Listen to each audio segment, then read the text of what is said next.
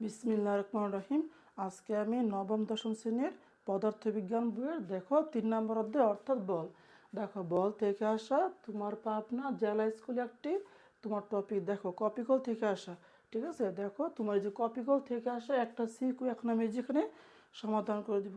কপিকল থেকে যখন তুমি অ্যান্সার করবে তখন কপিকলে যতগুলো বেসিক থিম আছে তোমাদেরকে এগুলো অবশ্যই বুঝে তারপরে যেখানে অ্যান্সার করতে হবে। ঠিক আছে, যে সুতার টানের ক্ষেত্রে যে কোনো একটা বস্তু কোন দিকে যাবে বা অন্য একটা বস্তু যে সুতা কোন দিকে গমন করবে তোমাদেরকে এগুলো অবশ্যই বুঝে তারপরে অ্যান্সার করবে। তো দেখো তোমাদের পাবনা জেলা, দেখো পাবনা জেলা স্কুল আসা তোমার এই যে এই কপি কলটা যে সিকিউটা আছে এখন আমি যেটা সমাধান করে দিব। ঠিক আছে, তো দেখো এই কপি কলটার যে মেন থিম যে এখান থেকে যে অ্যাকচুয়ালি যে প্রশ্নটা করেছে এটা হচ্ছে গ নাম্বার অর্থাৎ 3 নম্বর প্রশ্নে যে প্রশ্ন করেছে এটা হচ্ছে এই কপি কলটার মেন থিম। ওকে, তো দেখো আমাকে কতে কি বলেছে, দেখো কতে বলেছে প্রবাহী ঘর্ষণ কাকে বলে। তো আমাকে বলছে প্রবাহী ঘর্ষণ কাকে বলে। তো আশা করি তোমরা এগুলো সংজ্ঞা অবশ্যই পারো, যে ক নাম্বার খ নাম্বার তোমরা এগুলো অবশ্যই পারো। তা আমি একবার বলে দিচ্ছি, দেখো প্রবাহী ঘর্ষণ কাকে বলে। তো প্রবাহী ঘর্ষণ হচ্ছে যখন কোনো একটা বস্তু তরল বা বায়বীয় পদার্থের মধ্য দিয়ে গমন করে তখন ওই বস্তুর গতির বিরুদ্ধে যে বলটা কাজ করে ওইটাই প্রবাহী ঘর্ষণ। আশা করি বুঝতে পারছো। আচ্ছা কি বললাম ভালো করে বুঝো। বলছি যে যখন কোনো একটা বস্তু কোনো তরল বা বায়বীয় পদার্থের ভিতর দিয়ে গমন করে তখন ওই বস্তুর গতির বিপরীতে যে বল, ঠিক আছে, যে ঘর্ষণ বল অনুভূত হয় তাকে বলা হয় প্রবাহী ঘর্ষণ। আশা করি তোমরা এই যে প্রবাহী ঘর্ষণ সংজ্ঞাটা লিখতে পারবে। ঠিক আছে, তো দেখো ক্ষতে কি বলেছে, যে ক্ষতে বলেছে গাড়ি টায়ারে অনেক খাঁজ কাটা হয় কেন। তো দেখো আমাকে বলছে যে মানে গাড়ির টায়ারে খাঁজ কাটা হয় কেন। তো আশা করি তোমরা এটা জানো যে গাড়ির টায়ারের মধ্যে খাঁজ কাটা কেন হয়।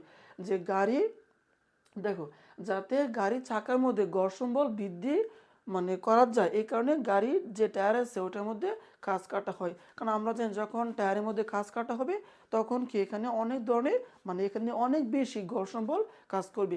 মেনলি গাড়ির টায়ারের মধ্যে খাঁজ কাটা হয় যে এখানে ঘর্ষণ বলটা বৃদ্ধি করার জন্য। ঠিক আছে, যখন গাড়ির টায়ারের যে চাকাটা আছে চাকাটা এবং তোমার যে রাস্তা, তো রাস্তা এবং চাকার মধ্যে কি এক ধরনের ঘর্ষণ বল কাজ করে, এই ঘর্ষণ বলটা বৃদ্ধি করার জন্যই। ঠিক আছে, গাড়ির যে চাকা আছে চাকা এবং রাস্তার মধ্যে মানে যে ধরনের ঘর্ষণ বলটা কাজ করে এই ঘর্ষণ বলটা বৃদ্ধি করার জন্য অ্যাকচুয়ালি যে গাড়ির টায়ারের মধ্যে খাঁজ কাটা হয়। তো তোমরা আশা করি খ নম্বরটা একটু গুছিয়ে লিখতে পারবে।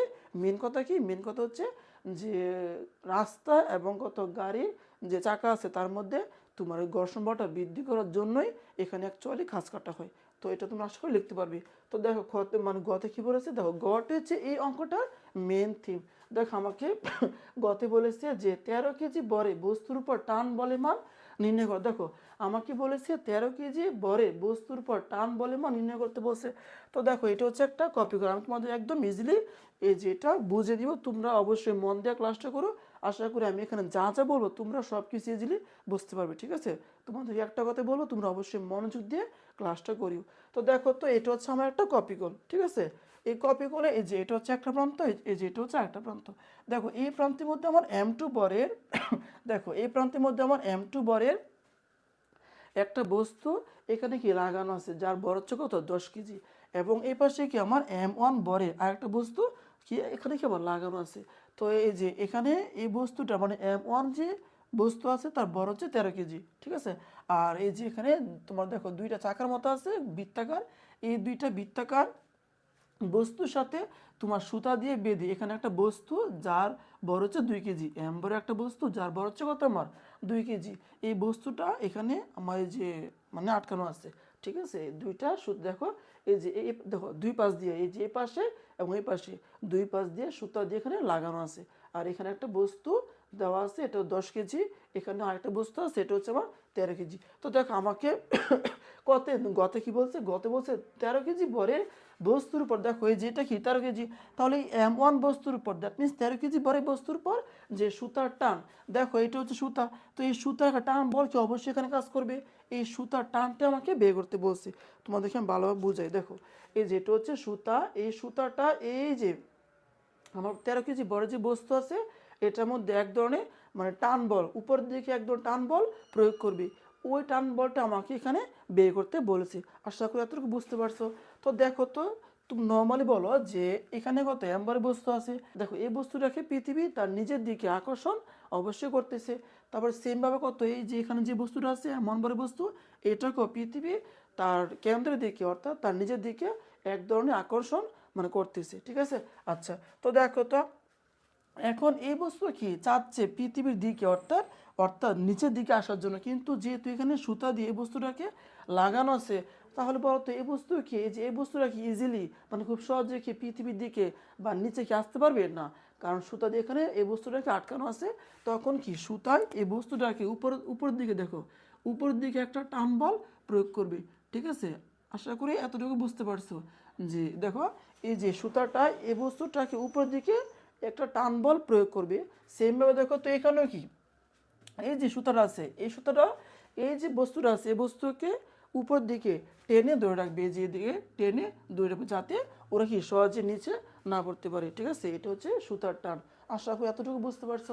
এখন আমাকে বলো যে যেহেতু এই বস্তুটা ভর বেশি, তাহলে অবভিয়াসলি এই বস্তুটাকে অবশ্যই এদিকে নিচে নামবে, তাই না। দেখো এই বস্তু এবং এই বস্তুর মধ্যে এই বস্তুর ভর কি অবশ্যই বেশি, যেহেতু এই বস্তুটার ভর বেশি তাহলে এই বস্তু কি অবভিয়াসলি আমার নিচে দিকে আসবে। তাহলে এই দেখো তো এই বস্তুটা আমার ভালো করে শুনো, এই বস্তুটা নিচের দিকে আসবে এবং এই বস্তু কি আমার উপরের দিকে যাবে। এই যে M2 বার বস্তু কি উপরের দিকে যাবে এবং এই যে M বার যে বস্তু আছে এটা কি আমার এই যে দিকে গমন করবে। দেখো এতটুকু বুঝতে পারছো কিনা, আশা করি এতটুকু বুঝতে পারছো যে এই বস্তু নিচের দিকে যখন গমন করবে অর্থাৎ যখন এই বস্তুটা নিচের দিকে আসবে তখন এই বস্তু কি এম বারে বস্তু এদিকে আসবে এবং এই M2 বারে বস্তুটা উপরের দিকে চলে যাবে, ঠিক আছে। তখন দেখো তো তখন এই বস্তু এদিকে আসবে এবং দেখো যে এই বস্তুটা কি অবশ্যই আমার এই যেদিকে আসার জন্য চেষ্টা করবে, তাই তো, যেটা আমার এদিকে আসার জন্য চেষ্টা করবে। আশা করি এতটুকু বুঝতে পারছো। কিন্তু দেখো তো যেহেতু এখানে M2 বরের মানে বস্তু আছে এই বস্তুটা কি নিচের দিকে একটা অবশ্যই বল অনুভব করবে। সে চাবে ভালো করে শুনবে, সে চাবে যে এই যে সুতা আছে দেখো এই বস্তুটাকে তার দিকে আনার জন্য M2 বরের বস্তুটা তার মানে এই যে M2 বরের বস্তুটা এটা এই যে এই বস্তুটাকে তার দিকে আনার জন্য এই সুতার মধ্যে এক ধরনের বল প্রয়োগ করবে, অর্থাৎ সুতাটা দেখো সুতাটাকে অর্থাৎ এই বস্তুটাকে দেখো এই বস্তুটাকে তার দিকে আনার জন্য সে অবশ্যই এখানে এক ধরনের বল প্রয়োগ করবে, কার মধ্যে সুতার মধ্যে। কিন্তু যেহেতু এখানে সুতা আছে সুতা কি এই বস্তুটাকে এখানে ধরে রাখবে। আশা করি তোমরা এই যে এতটুকু আমি এখানে যা যা বললাম তা ইজিলি বুঝতে পারছো। তো এখন দেখো আমাকে প্রশ্নের মধ্যে বলছে যে এই যে 13 কেজি ভরে বস্তুর মধ্যে যে সুতা টান আছে সেটা আমাকে বের করতে বলছে, ঠিক আছে। তো দেখো যেহেতু আমাকে এখানে টান যে টান বলটা সুতার টান বলটা বের করতে বলছে, আমি যেটাকে T1 ধরবো, যে আমি এটাকে আমি T1 ধরবো। যে M1 ভরে দেখো M1 ভরে বস্তুর উপর সুতার টানকে T1 ধরবো এবং M2 ভরের বস্তুর উপর সুতার টানকে আমি T2 ধরবো। আশা করি এতটুকু বুঝতে পারছো যে এটা হচ্ছে T2। আচ্ছা সুন্দর করে লিখে দিই, এই যে এটা হচ্ছে এই যে T2, ওকে। আচ্ছা দেখো কারণ এটা হচ্ছে M1 তাহলে এটাকে T1 ধরবো, আবার এটা হচ্ছে কত M2 তাহলে যে এটাকে T2 ধরবো। আশা করি তোমরা এতটুকু বুঝতে পারছো। তো এখন দেখো আমি অঙ্কটা সলভ করতেছি। দেখো আমার এখানে যে অ্যাকচুয়াল মানটা বের করতে বলছে এটা হচ্ছে T1। দেখো T1 এর মানটা আমাকে বের করতে বলছে, আমাকে যেটা বস্তুর উপর টান বলের মান নির্ণয় করতে বলছে। এখানে টান বলের মানটা অর্থাৎ টেনশন ফোর্স T1টা আমাকে এখানে বের করতে হবে, ওকে। তো দেখো আমি গ নাম্বারটা লিখতেছি একদম ইজি, তোমরা অবশ্যই মন দিয়ে ক্লাসটা করিও। তো দেখো গ নাম্বার লিখবে এখানে, তাই না, এই যে এখানে গ নাম্বার লিখবো। তো দেখো তো যেহেতু আমাকে এখানে কি বলছে যে দেখো এখানে বস্তু কয়টা আছে, তিনটা আছে, এই বস্তু এই বস্তু এই বস্তু, তো তিনটা বস্তু আছে। আচ্ছা এবং কি দেখো তো আচ্ছা এখানে আরেকটা কথা বলে নিই, দেখো এই যে M1 যে বস্তুটা আছে এই বস্তুটা ভালো করে শুনো, M1 বস্তুটা অবশ্যই নিচের দিকে আসবে এবং M1 বস্তুটা যে ত্বরণে কি বললাম M1 বস্তুটা যে ত্বরণে নিচের দিকে আসবে, এই যে M ভরে যে বস্তু আছে এটা কি একই ত্বরণে এদিকে অর্থাৎ M1 বস্তুর দিকে আসবে, ঠিক আছে। দেখো আমি আবার বলতেছি ভালো করে শুনিও, M1 বস্তুটা যে ত্বরণে নিচের দিকে নামবে M2 বরে বস্তুটা একই ত্বরণে এদিকে গমন করবে এবং M2 বস্তুটা কি সেম একই ত্বরণে যে উপর দিকে চলে আসবে। আশা করি এতটুকু বুঝতে পারছো। তাহলে এই ক্ষেত্রে ত্বরণের মান যা হবে এই ক্ষেত্রে কি ত্বরণের মান তাই হবে এবং এই ক্ষেত্রে কি ত্বরণের মান সেমই থাকবে। তাহলে এই পুরো সিস্টেমের ক্ষেত্রে আমার ত্বরণটা কত ফিক্সড, দ্যাট মিনস এই যে এর ক্ষেত্রে যা এর ক্ষেত্রে তা এর ক্ষেত্রে কি আমার তাই থাকবে। আশা করি এতটুকু বুঝতে পারছো। তো এখানে তোমার লিখতে হবে যে দড়ি, যে তোমার আমাকে এখানে টি এর মানটা বের করতে বলছে, তো এখানে লিখবে যে দড়ি, দেখো যে দড়ি, দেখো যে দড়ি M1 বস্তুর ক্ষেত্রে সুতার টান T1, এটা লিখতে হবে। এটা তুমি লিখে দিবে যে দড়ি M1 বস্তুর জন্য, দেখো M1 বস্তুর জন্য সুতার টান, তাই না, যে বস্তুর জন্য সুতার টান। আমি তোমাদেরকে একদম ইজিলি মানে অঙ্কটা সলভ করে দিব, তোমরা আশা করি অবশ্যই বুঝতে পারবে। সুতার টান, তাই না, তো লিখবে যে সুতার টান, এই যেটা হচ্ছে কত T1, যেহেতু এটা 1 এটাকে 1 ধরবো। আবার M2, তাই না, যে M2 বস্তুর জন্য সুতার টান, এটা হচ্ছে কত T2, কারণ এটা হচ্ছে M2, এটাকে আমি T2 ধরলাম। ওকে, দেখো আশা করি এতটুকু বুঝতে পারছো। আচ্ছা, এবং কি যে পুরো সিস্টেমে, দেখো পুরো সিস্টেমের ত্বরণকে আমি এ ধরবো, যে পুরো সিস্টেমের ত্বরণকে আমি এ ধরবো। দেখবে তোমাদের কিছু কিছু বইয়ে দেখবে যে গাড়ির মধ্যে যে ত্বরণের ক্ষেত্রে এটাকে অ্যাপ দ্বারা প্রকাশ করা হয়, ঠিক আছে। কিছু কিছু গাড়ি দেখবে থাকবে যে ত্বরণ, যে পুরো সিস্টেমের ত্বরণকে এফ দ্বারাও প্রকাশ করা যায়, আবার এ দ্বারা প্রকাশ করা যায়। তো আমি এখানে এ ধরে অঙ্কটা সলভ করতেছি। তো লিখবে যে মানে পুরো সিস্টেমের, দেখো পুরো সিস্টেমের ত্বরণ, দেখো পুরো সিস্টেমের ত্বরণ, দেখো ত্বরণ কে হয়, এই যে ত্বরণ, এটা হচ্ছে এ, আমি এটাকে এ ধরলাম, ঠিক আছে, ত্বরণ মিটার পার সেকেন্ড স্কয়ার। আচ্ছা, এখন দেখো আমি দেখো এই যে M1 বস্তুর জন্য আমি এই বস্তুর জন্য এখানে কার্যকর বলটা বের করবো। দেখো যেহেতু এই বস্তুটা কি আছে এখানে, যে মানে বর আছে 13 কেজি, তাহলে এই বস্তুকে অবশ্যই পৃথিবীর দিকে একটা ওজন অনুভব করবে, তাই না। আচ্ছা, এবং বলো এই বস্তুটা যতটুকু বলে, ভালো করে শুনি, এই বস্তুটা যতটুকু বলে নিচের দিকে আসার কথা, এই বস্তু কিন্তু সেম ততটুকু বলে নিচের দিকে আসতে পারবে না। অর্থাৎ তার যতটুকু ওজন আছে সে কিন্তু ততটুকু ওজন নিয়ে নিচের দিকে আসতে পারবে না, কারণ এখানে কি সুতায় তাকে টেনে ধরে রেখেছে। যেহেতু এখানে সুতা আছে, সুতা তাকে টেনে ধরে রাখবে, তখন কি এই বস্তুটা সহজে নিচে আসতে পারবে না। ওকে, আচ্ছা, তাহলে এখন কি এমন বস্তুর জন্য আমি কার্যকর বলটা এখানে হিসাব করবো, ঠিক আছে। কার্যকর বল কি, অর্থাৎ এখানে তোমার কাটাকাটি হয়ে মানে বল তোমার যোগ বিয়োগ করে যা থাকবে ওইটাই কার্যকর বল, ঠিক আছে। আচ্ছা, আমি তো দেখাচ্ছি, যে লিখবে যে M1 বস্তুর জন্য কার্যকর বল, আশা করি দেখতে পাইতেছো। লিখবে যে M1 বস্তুর জন্য কার্যকর বল, যে M1 বস্তুর জন্য, দেখো এমন বস্তুর জন্য, আচ্ছা লিখে দিই।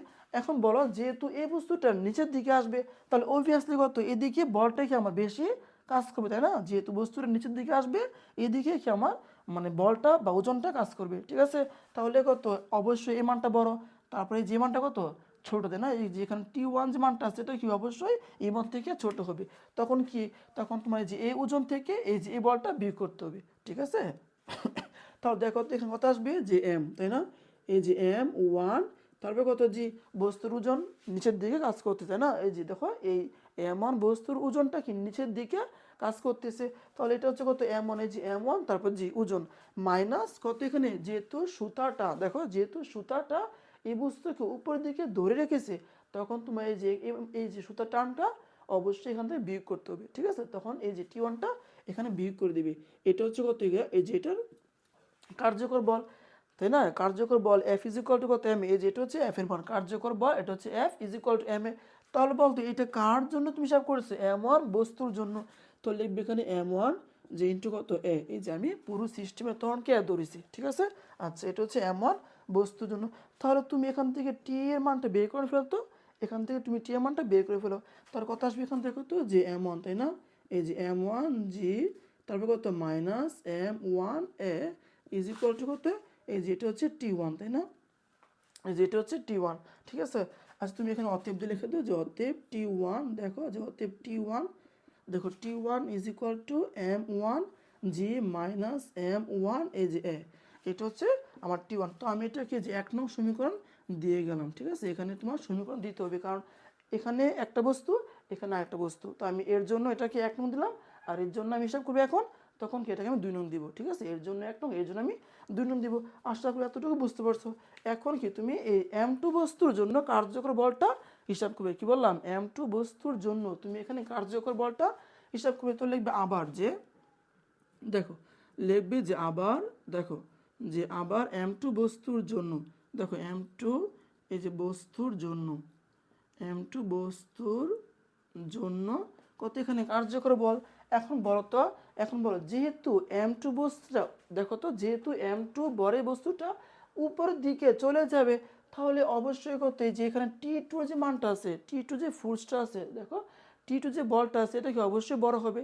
আশা করি বুঝতে পারছো। যেহেতু দেখো m2 বরকে পৃথিবীতে অবশ্যই তার দেখো পৃথিবী তার দিকে অর্থাৎ নিচের দিকে আকর্ষণ করতেছে, কিন্তু যেহেতু এখানে টি এর মানটা, দেখো যেহেতু এখানে t2 মানটা বড়, তাই এই m2 বড় বস্তুটা উপরের দিকে চলে যাবে, তাই না?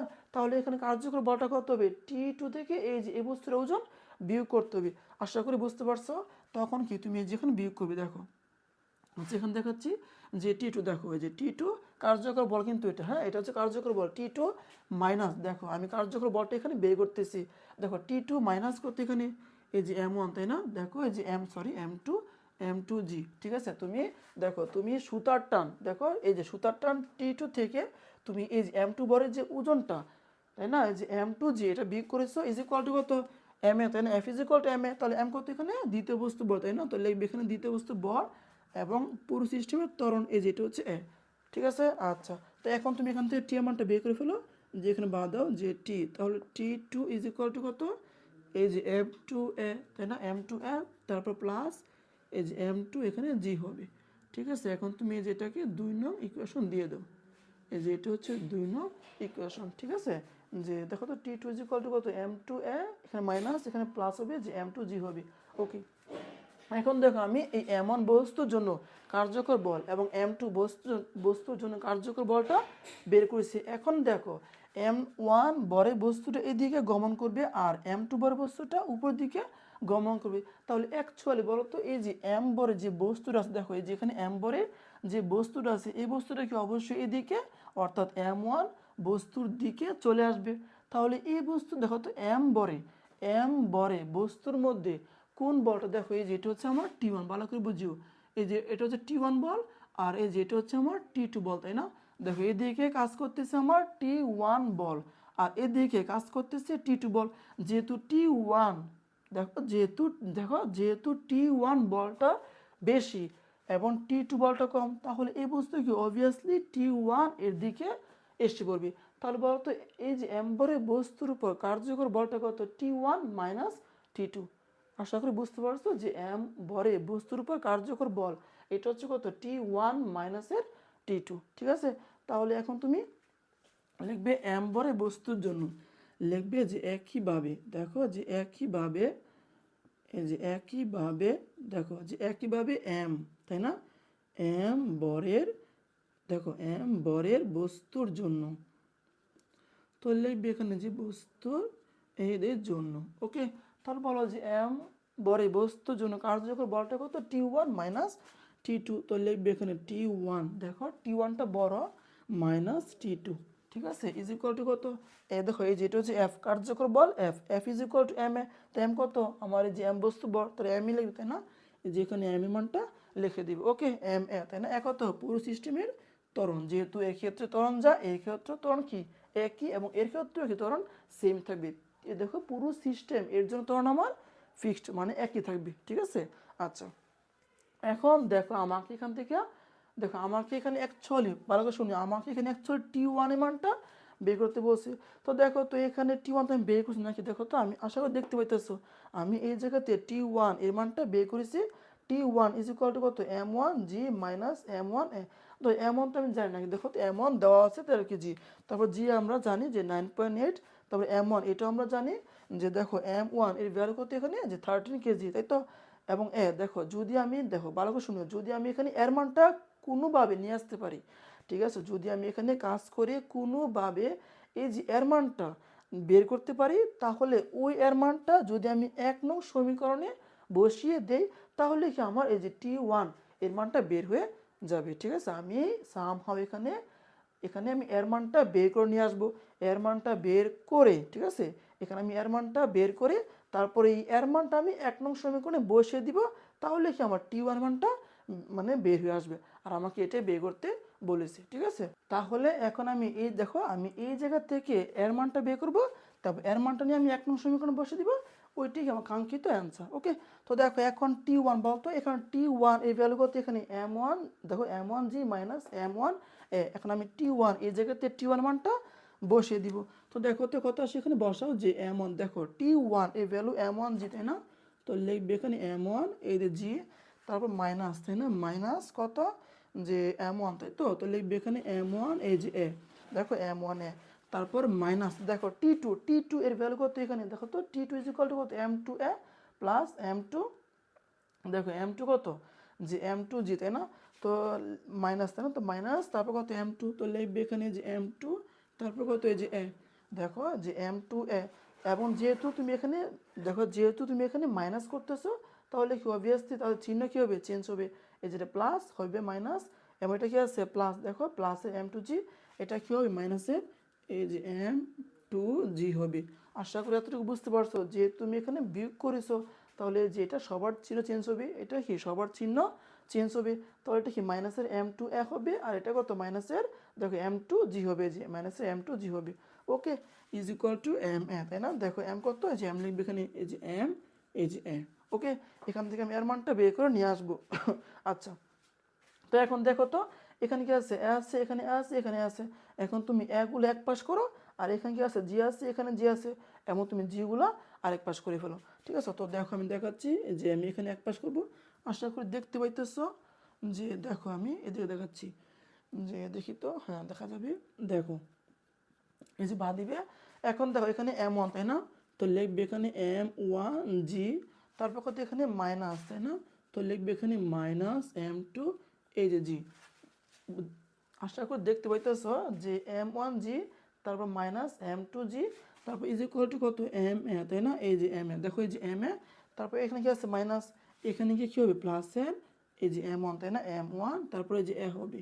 ঠিক আছে, M1A হবে, তারপর এটা কি প্লাস কত হবে M2, তাই না? এই যে এখানে M2A হবে। ওকে, আশা করি এতটুকু বুঝতে পারছো। আচ্ছা আমি উপরে লিখতেছি, আমি ওই যে উপরে লিখতেছি এখন।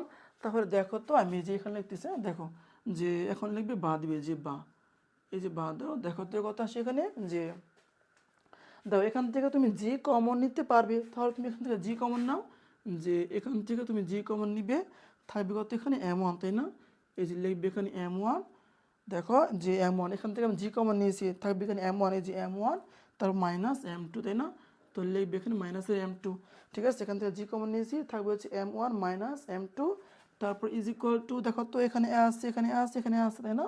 এখন তুমি এই জায়গা থেকে এক কমন নিতে পারবে, তাহলে এখানে থাকবে কত আমার, যে M প্লাস M1, তো লিখবে এখানে M প্লাস এই যে M1 প্লাস এই যে M2 থাকবে, তাই তো?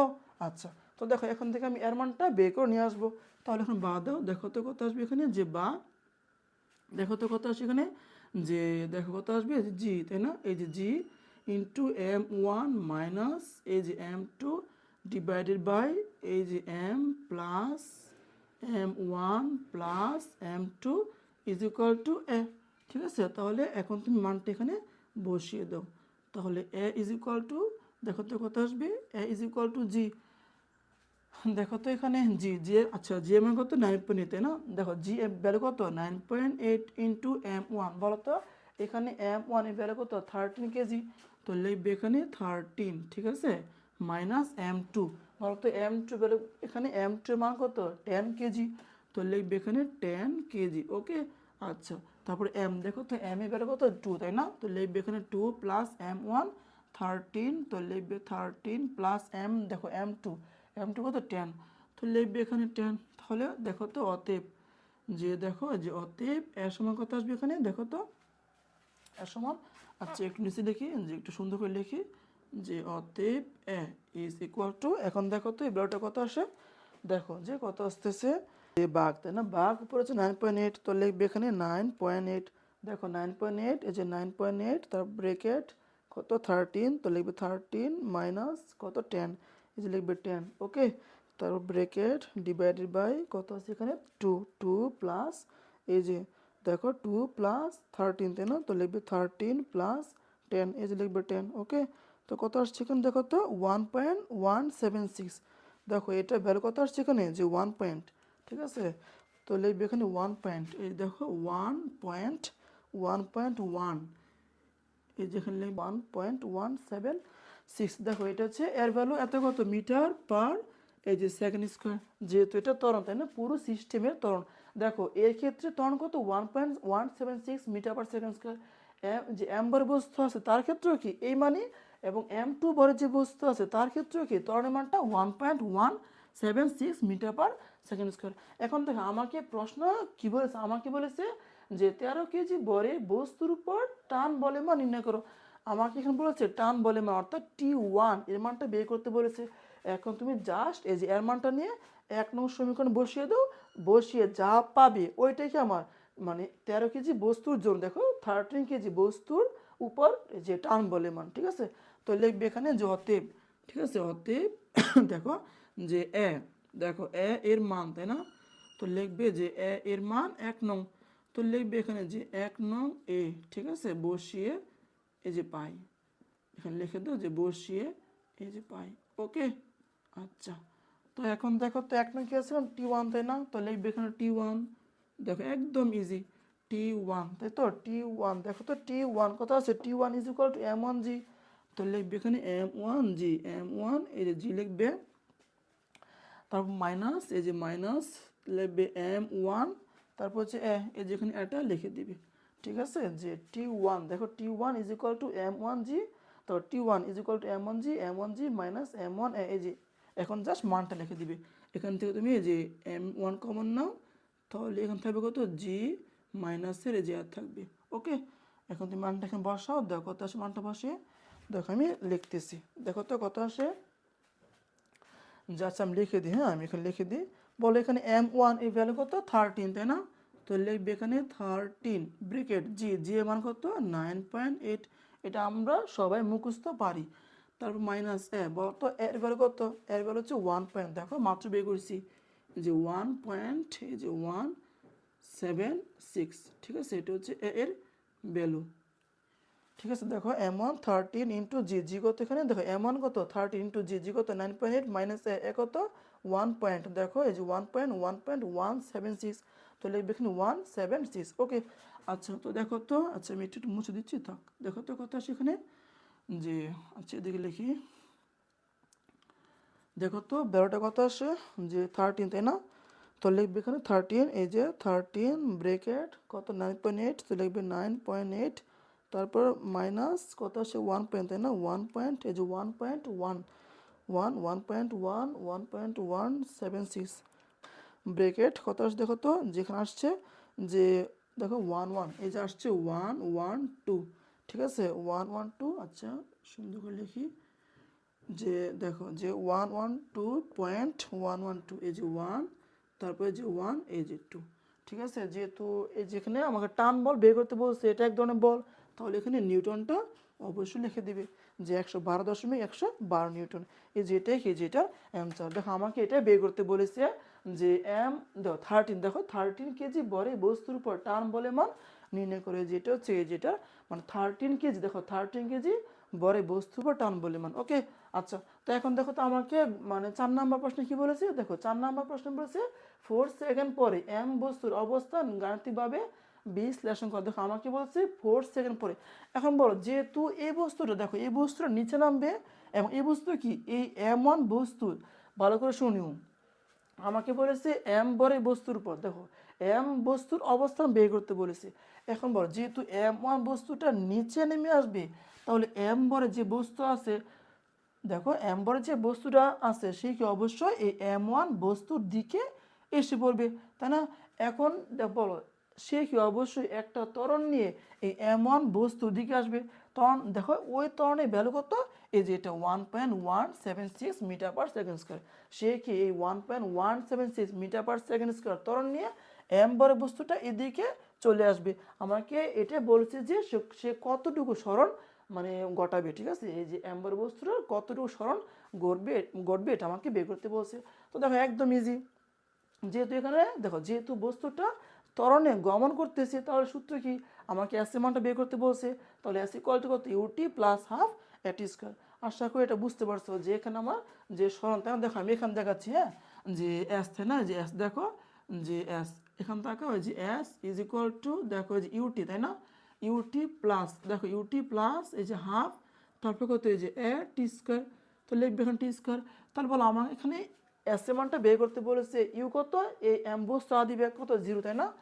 0 ইন্টু টি কত 4 প্লাস এই যে হাফ, তাই না? এই যে 1/2 ইন্টু, দেখো 1/2 এই যে এটা হচ্ছে 1/2 ইন্টু এ কত, দেখো তুমি এর মানটা বের করেছো 1 পয়েন্ট, দেখো এই যে লিখবে 1 পয়েন্ট, দেখো 1.176 1.176 ইন্টু টি স্কোয়ার। বলো তো এখানে টি এর ভ্যালু কত, দেখো আমাকে বলেছে 4 সেকেন্ড, তাহলে এখানে 4 সেকেন্ড লিখে দিবি, ঠিক আছে? তো দেখো তো এই মানটা কত আসে, দেখো কত আসে, এখন তুমি চাপ দাও, দেখো যে তাহলে এখন তুমি এই মানটা যেখানে দেখো তো কত আসে, তো কত আসে দেখো তো এখানে, দেখো 0 ইন্টু 4 দ্যাট মিনস 0, এটা বেনিশ, এটা কি আমার এখানে বেনিশ হয়ে যাবে, মানে বাদ চলে যাবে। তো বাকি আছে কত 1/2, তো লিখবে এখানে 1/2, দেখো 1/2 ইন্টু, তাই না? এই যে ইন্টু কত 1 পয়েন্ট, দেখো 1.7676 ইন্টু কত আছে 4, তাই না? এই যে 4, তারপর স্কোয়ার, দেখো তো কত আসছে, যে দেখো 9 পয়েন্ট, দেখো 9 পয়েন্ট, এই যেটা আসছে 9 পয়েন্ট, এই যে 9.408, এর লিখবে এখানে 408, ঠিক আছে? দেখো 9.408 এত মিটার, ঠিক আছে? যেহেতু স্মরণ, দেখো যেহেতু এই বস্তুটা এদিকে মানে একটু স্মরণ ঘটিয়েছে, তো এখানে কি অবশ্যই মিটার, তাই না? যেহেতু স্মরণ তার একক কি আসবে মিটার, যে বস্তুটা যে 4, দেখো বস্তুটা যে অ্যাম্বার বস্তুটা 4 সেকেন্ডে তোমার এই যে 9 পয়েন্ট, দেখো 4 সেকেন্ডে 9.408 মিটার স্মরণ ঘটিয়েছে। এটা কি যে এটা এই যে মানে সলভ, ঠিক আছে? একদম ইজি ক্যালকুলেশন। তোমাদেরকে আবার বলবো তোমরা অবশ্যই মন দিয়ে ক্লাসটা করিও, যে এখানে যা কিছু বলেছি আমি, এই যে গ নম্বরটা দেখো, অ্যাকচুয়ালি এখানে গ নম্বরটা হচ্ছে এই অঙ্কের মেন থিম, ঠিক আছে? তোমরা যদি মন দিয়ে ক্লাসটা করো, আশা করি আমি এখানে যা যা বলেছি সব কিছু ইজিলি এখানে বুঝতে পারছো। তো এটাই কি আমার দেখো পাবনা জেলা স্কুলের যে কপিকলে, ধরো কপিকল থেকে আসা যে সিকোটা এটা সলভ। তো আশা করি তোমরা ক্লাসটি বুঝতে পেরেছো। তো ক্লাসটি করার জন্য ধন্যবাদ, আল্লাহ হাফিজ।